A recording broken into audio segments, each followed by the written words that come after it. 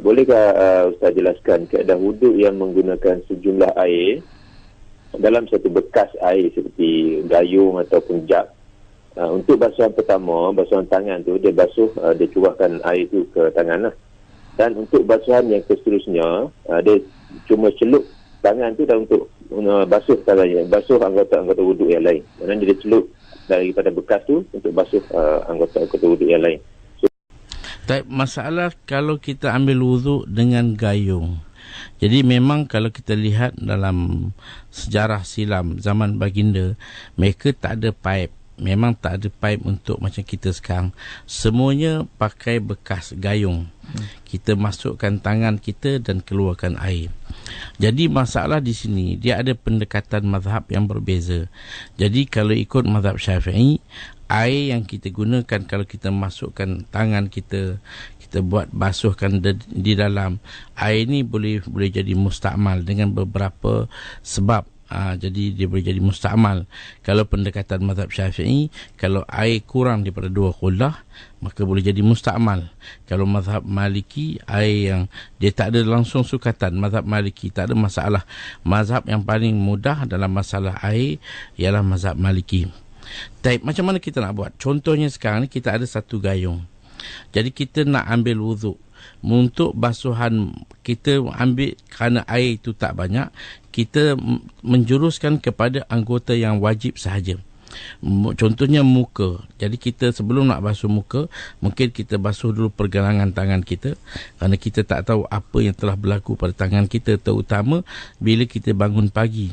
Lepas tu kata Nabi, "Idza istayqadha ahadukum minan naum fala yaghmis yadahu fil ina qabla an yaghsilahu salasan fa innahu la yadri aina batat yaduhu atau kama qala." Bila seorang itu bangun daripada tidur, hendaklah dia jangan masukkan tangan dalam bekas sehingga dibasuh dulu di luar, kerana dia tak tahu di manakah tangannya berada pada malam semalam. Jadi kita tuang sedikit air, basuhkan pergelangan tangan, kemudian kita boleh masukkan tangan kita ke dalam bekas air dan ambil dan basuh pada muka kita. Kita jarakkan supaya jangan basuhan muka ni air dikumpulkan semula, air dimasukkan semula. Itu yang membuatkan air itu mustakmal.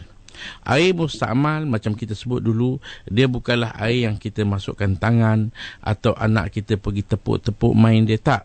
Air yang kita guna untuk basuh anggota wajib dalam wuduk fardu atau wuduk sunat. Kita basuh muka. Air muka ni jangan dimasukkan. Basuhan pertama. Kalau basuhan kedua, kita basuh kat dalam, air masuk balik, itu tak ada hal. Basuhan ketiga, kita basuh kat dalam, air masuk balik, tak ada hal. Kemudian bila kita nak basuh tangan kita, maka barulah kita perlu niat tangan kita sebagai gayung, dipanggil iktiraf. Niatkan tangan sebagai gayung, termasukkan air, tangan ke dalam air dan kita keluar, terbasuh pada jarak yang lebih jauh sikit daripada air itu menitik masuk semula. Basuhan kedua dan ketiga kita basuh kat dalam. Jadi kepala kita sapu, kaki kita tuang atas kaki kita kanan dan kiri, maka itu kaedah air yang boleh cukup. Yang mana jangan kurang daripada 1 cupak air, maka air itu boleh cukup untuk kita basuh. Kerana yang disyaratkan dalam wuduk ni, air mestilah mengalir. Dia bukanlah satu jenis sapuan, basahkan tangan kita, sapu pada muka, itu tak cukup. Tapi kita nak air itu mengalir. Kalau kita spray, biarlah banyak sikit supaya air itu mengalir daripada anggota kita.